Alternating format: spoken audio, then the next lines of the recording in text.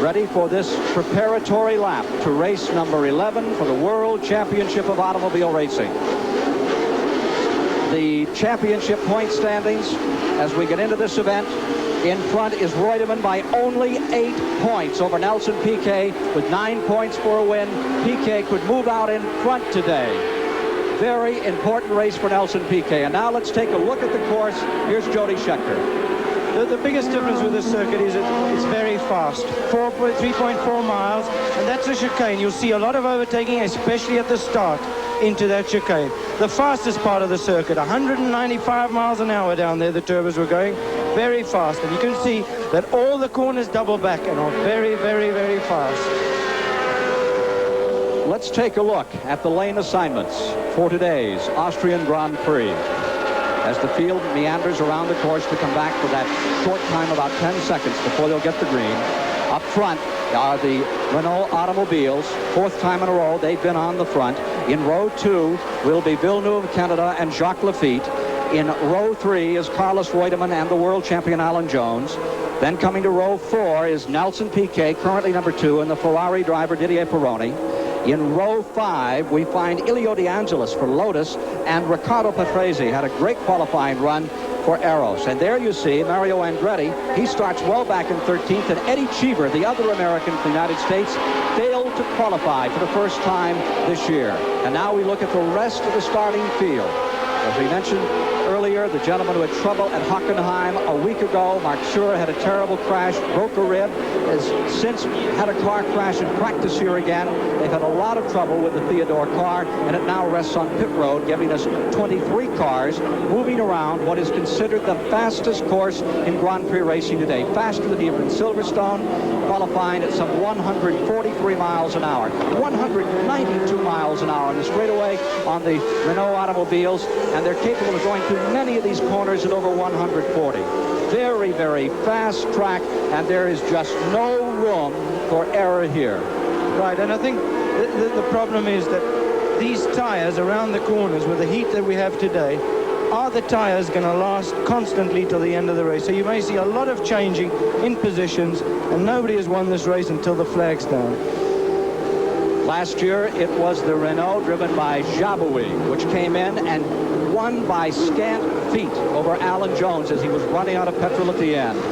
This is a track that should allow these turbocharged cars to express their characteristics, that horsepower they have that they can kick in from the boost, but the tires will be a big issue. There is so much pressure. The course is so fast, and the left front tire is very apt to blister here. And here they come down to the starting position. This is their proper grid now they come down to. Coming around Rindt Curve and coming to the starting line, our new on the pole. He qualified at 144.427 miles per hour. Winner of 2 Grand Prix. Has had a bad season thus far this year. The gentleman who we saw win the French Grand Prix beside him crossed in the second car, expecting to be a father today. They'll get the green flag. The green light will come on. First the red light, then you can see they're all in position. They got between 5 and 7 seconds before the green light comes on. A new lighting system here today. Should there be a problem, there was a caution light that could come on, but right now everything looks good for a start. Good start. And on the start, the Ferrari, Villeneuve comes down the inside. Villeneuve going for the lead as they come from the start. He'll take that first corner. He's on the right line to take the first into the chicane. He'll come out of there first, that's for sure. A major surprise as Ferrari dipped down the inside and went screeching off for the start. And it is Ferrari out in front as they move around the first time. And it's Gilles Villeneuve in the front there with the 2 Renaults behind them. You can see, looks like Didier Pironi has moved into 4th at the start. Seems to get very good starts. You can see the difference between a real racer and a person that gets into the groove slowly. Gilles always very quick from the beginning, and it is Didier in 4th place. Right. Behind him comes Jacques Lafitte, and there you see the battle. Reutemann is battling hard with number 5. That's Piquet. They're battling for the world title. Right. Back they come. What a surprise. The Canadian, Gilles Villeneuve, streaking out in front. That Ferrari has the power, but it darts and dodges and dives around this track. And a big surprise seeing him take off that well. The Ferrari just winding up a bit. Many say that after 15, perhaps 18 laps, that Ferrari could be in trouble on this course, Jody. Well, I think that their suspensions, they were having a lot of trouble with the suspensions, and it's taking a lot out of the trials. Now there you see Joe Villeneuve, a very aggressive, known as really the fastest driver on the circuit today. And I think he shows it here. He always seems to lead. And there, now Nelson Piquet trying to get past Carlos Reutemann for the lead of the World Championship. Villeneuve has 2 victories thus far this year. Here he comes, leading still another lap. A challenge on the inside. Renault is trying to go for the lead. And there's Change of leadership, and Villeneuve is off the course. Gilles Villeneuve in trouble. He's coming off, and as well as Reutemann, I believe. He was lucky to get away with that. Lucky to get away with that. He tried to hold the outside position going into there. Renier got him on the inside, taken into the chicane, as I said earlier, on the ideal place to overtake. He went wide, went on the slippery path, and he had to take to the escape road. So Arnoux now becomes the leader of the Austrian Grand Prix, and Prost moves into second place. Reutemann still having problems. Things not going well for this man, Carlos Reutemann of Argentina. A very bad mistake. He's leading the World Championship. All he wants to do is not make mistakes. And he made a mistake there, but he got away with it quite lightly. He's lying about 6th to 8th position now. Should be able to make that up if the car's good. It's a long race. Number 15, Alain Prost, running in second place. And remember that as of today, he hopes to be a father. He's been on tenterhooks for the past 4 days here. The baby is so overdue, he expects it to come out fully clothed. The last time that I can remember a thing like that happening was with Jody Scheckter. When your first youngster was born, that was one of your worst races, was it not?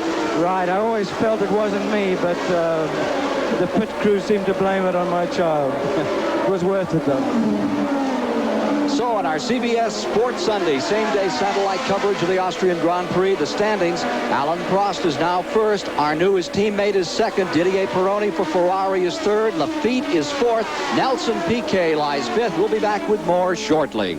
Of the races he's in. And that basketball scandal at New Mexico. But let's go back now to our same-day satellite coverage of the Austrian Grand Prix. To bring you up to date, Alain Prost, number 15, driving a Renault, went off the track. He was not injured. Jacques Lafitte, number 26, is closing in on the new leader, René Arnoux, number 16. Let's go back now and pick up the action. Here's our Ken Squire. Closing ground in the Austrian Grand Prix. Jacques Lafitte in trouble for a moment. We saw him get high and bobble. And the car of Slim Borgen of Sweden nearly getting beneath him. There you see the standings. Arnoux is in first. Lafitte here is in second. Piquet third. Jones is fourth. Reutemann is running fifth. John Watson is sixth overall in the field. And right now the story is that Talbot Ligier trying to collect that leader. Meanwhile, it is Nelson Piquet still moving in. He's gaining ground as well. The turbo seems to be a little off. The lead automobile at this point of the race, Jody. But at the beginning, Jacques Lafitte was held up by the Ferrari, which was very fast. But now he seems to be catching up and making ground on the Renault. There he is, right behind him, catching ground up very fast. Arnoux, he's trying to lap Rabat, the Mexican driver in the Brabham. He's doing so. Coming around Rin Corner now, about 140 miles an hour plus, and these long sweepers that give the engine so much chance to get up there and show speed and wear down those tires. And that's the fastest part on the straight now. That Renault will be doing about 195 miles an hour in this section as he comes down. Jacques Lafitte getting through the traffic. Jacques Lafitte in his 102nd Grand Prix working this track. He has moved from 13 seconds back to be within sight of the leader, Arnoux, with now 21 laps remaining in this World Championship event. And it's slowing them up, going through the back markers a little bit. They seem to be, he's got through Hector Roback in the second Brabham, and there he's going to catch him. I mean, the problem for me is when he gets him, is he going to get past? Because the Turbo Renault is much faster down the straight, and he'll be much faster in the corner. You see the cars at speed shake and stutter on this track.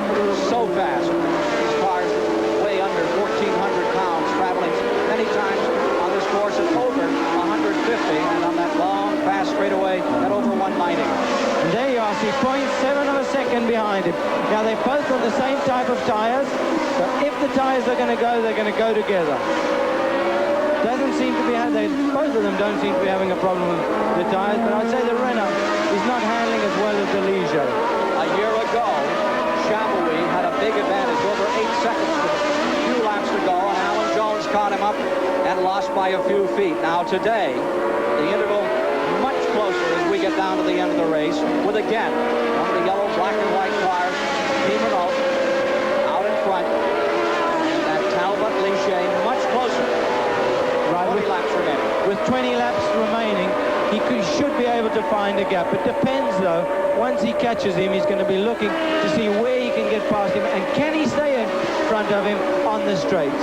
René Arnoux, a very sensible driver, doesn't make many mistakes, a solid person I'd like to have in the team if I had a team, in fact. His wife and young son here watching today as Arnoux stays just barely off the front end of car number 26. And you see there how he catches him in the corners. He's much faster than him in the corners, but he'll be a lot slower on the straights, because those turbos at this altitude seem to have a big advantage. In fact, about 10% advantage in power. That's the closest Lafitte has been. Elevation here, 1,700 feet. Gives about a 6% advantage to the turbos, but no advantage right now as Lafitte moves in, trying to make a pass.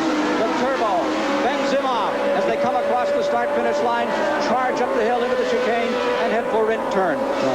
I would say that the Renault's going to be battling to keep ahead of the Ligier at this time, because he's just too much slower on lap times. Although he's got the legs down the straight, I'm sure Lafitte will find a hole before these 20 or 19 laps now are finished. They have a lap car in front of them that could prove to be a problem. Coming around, Arnoux has to sort it out, spot where he wants to move. Now that's leading on to the fastest part on the straight again, so the Renault will have no problem there keeping ahead. The Cesaris letting him through, that's right. He's called the Crasherist these days. He's been off just about everywhere, including here, giving ground and letting through Arnoux and Lafitte, the two French drivers from those two great French teams, making a great show of it here in the Austrian Grand Prix on CBS Sports Sunday today. That's very difficult, overtaking these back markers, and that's what Lafitte's waiting for, the chance where Arnoux, an undecisive decision, doesn't take the right decision, and he can get through behind some back marker. But the way he's going, he seems to be much faster in lap times, much faster around the corners. He's going to find the place to overtake fairly soon. So here are the standings on the top competitors in the Austrian Grand Prix. We'll be back with more in a moment. Back at the Austrian Grand Prix, Jacques Lafitte continuing to apply pressure. Lies just about 3 car lengths off the leader, Arnoux, as they are in the chicane, headed for the Rindt turn another time. The laps remaining now stand at 17. Arnoux's big lead of 14 seconds, that has disappeared. And it now is a question of can the blue and white car, the Talbot Ligier of Jacques Lafitte, find a place to strike for its first championship win of the season. Jody Scheckter. Now Lafitte is asking himself, where can he overtake? Problems on Bruno Giacomelli's car. The Alfa Romeo coming in. Suspension broken down on Giacomelli and a fire in the back of the car.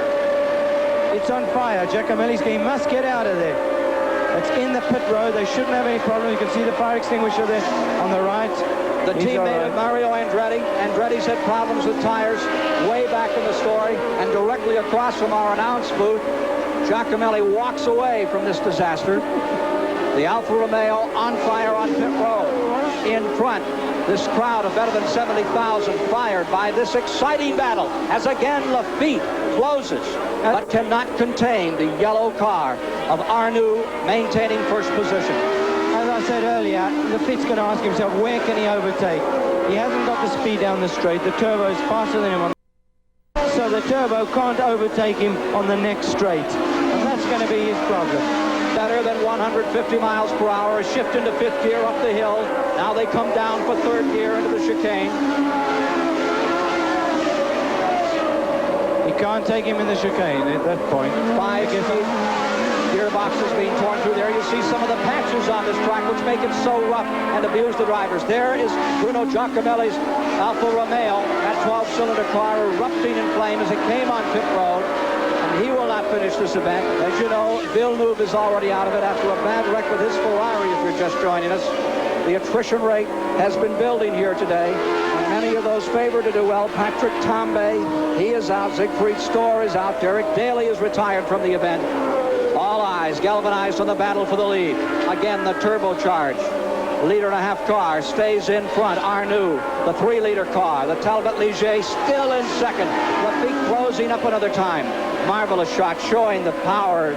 These two cars being so brilliantly driven over this fast, giant slalom course. There, he had a little bite at him on this left-hand corner, and I would think that would most probably be one of the places he'll try and overtake. Do you think Arnoux is looking in the mirrors a lot here, Jody? Arnoux knows wherever Lafitte's... Well, I think he knows where he's thinking of going. He's got to watch that all the time because he's really playing a bit of a blocking game around the corners and accelerating down the straights. But that is motor racing. He's got the advantage on the straights and hasn't got it on the corner. He gets very close on this corner, coming out onto the pit straight, but won't be able to. Up the hill there where the turbo really out-accelerates him. Now they're coming up to traffic. This may be interesting, and this is maybe where he finds the gap to overtake the Renault. To sort their way around through that chicane. Back out of third gear into fourth. Around this corner they'll stay in fourth, then pop into fifth with lap traffic in front of them. You have to make the right decisions with the major players as you come up on the ponds here in this now 160-mile-an-hour game of chess. Right, and they're coming up to traffic, so we could see something interesting. And here are the leaders behind this heavy group of cars. Daly is back on the track, right in front of him, Salazar car. Barry Gill is standing by in the pits with Bruno Giacomelli.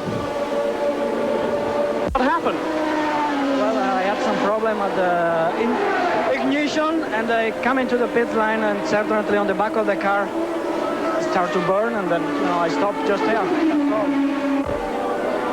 Arnoux at about 100 miles per hour here on the course, and here comes Jacques Lafitte applying the pressure. Lafitte is taking the lead. Jacques Lafitte putting the Talbot Ligier car into first place. Arnoux dropping to second. A major change here. The V12 power plant working beautifully. That's what he'd been planning for several laps, and he found the gap. The thing is now, can he stay in the lead? Because the Renault has the legs down the straight, and he's got to maintain his lead.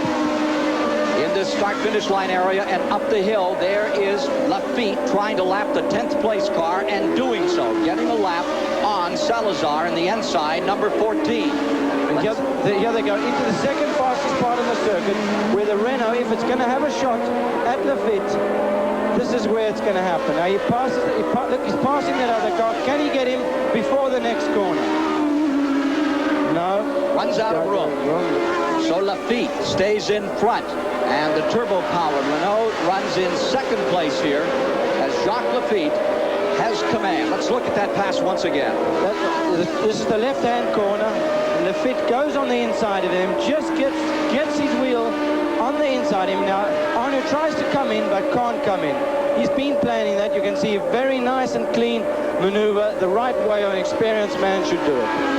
Jacques Lafitte, who last won in Germany, 1980, then powered by the Ford Cosworth, has taken a French V12 into the lead here in the Austrian Grand Prix. More shortly. At the Austrian Grand Prix, Arnoux is beginning to catch Lafitte up once again as we look at the standings behind the front pair. 8 seconds back. In third is Nelson Piquet. Alan Jones fourth, Reutemann fifth, Watson sixth, DeAngelis currently seventh. Jody? Early on when Jacques Lafitte overtook Arnoux, he must have had a problem, maybe a gear problem or something like that, and he's obviously learned to live with it because he's going fast now and he's catching him. And when he catches him, he's going to get past him fairly easily because this Renault Turbo is faster down the straight, and we saw that earlier on. This track is rough as a pirate's beard out here. They bounce and vibrate these cars. There's Nelson Piquet, lying second in the world standings. He is third overall in this race with the Bernie Ecclestone Brabham car. And if there's any problems, he's just close enough to move in. taking a look at the attrition. The big story was Villeneuve earlier, who had a bad shunt, tore up the front of his car. He is all right. Slim Borgert is among the recent retirees, and the Ensign finally went to bed. The car driven by Salazar of Chile. As well, you see Patrick Tambay is out. Store. Giacomelli had the fire. So that 23 starting grid with Mark Schurrer not making it, engine problems on the Theodore, is rapidly being reduced as we get down to the last 6 laps of racing. And Prost, we saw Prost have a suspension failure, and that looks like quite an obvious thing to happen with the track very, very hard. You can see the tire marks actually digging into the circuit, and with the suspensions on these cars at the moment, which are very hard, you can see it as that car bounces around there.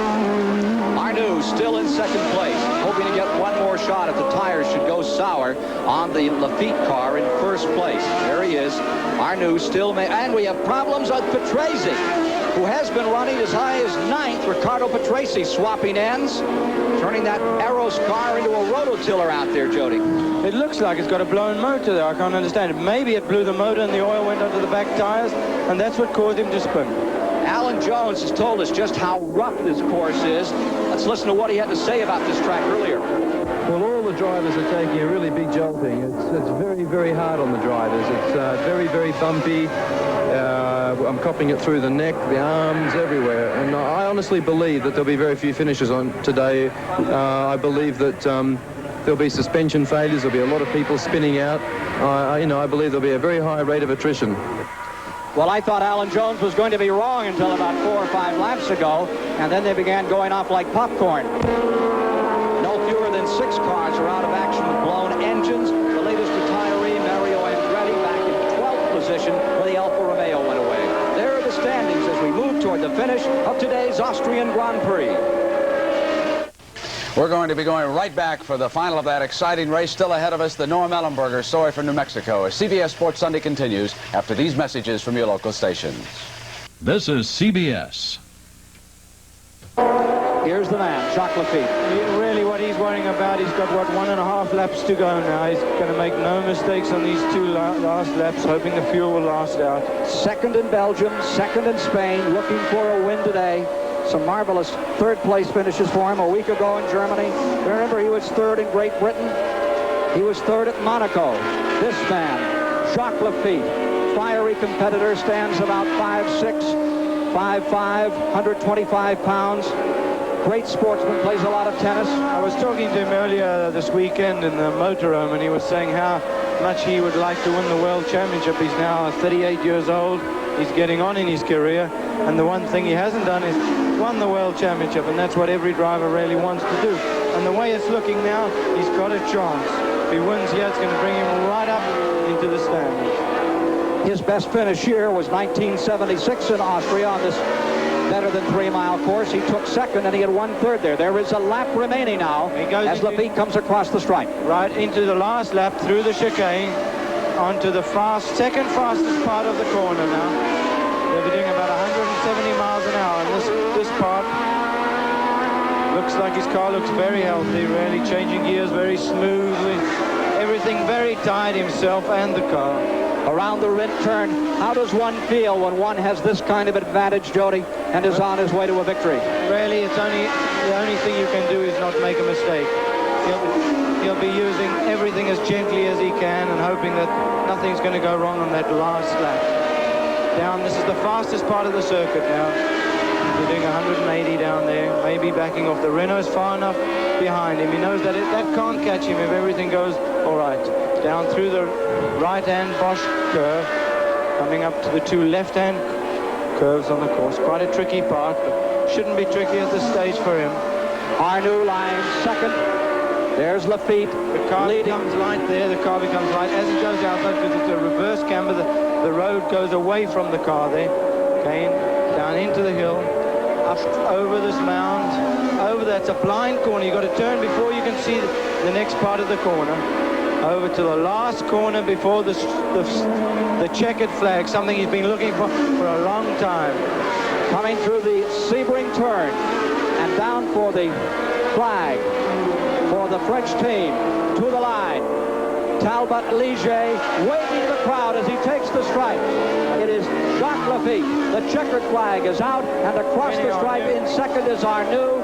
Coming across for third will be the Brabham car driven by Piquet. There's your winner of the Austrian Grand Prix here on CBS Sports Sunday today. Credit goes to the French team of Talbot Ligier. Jacques Lafitte has done it.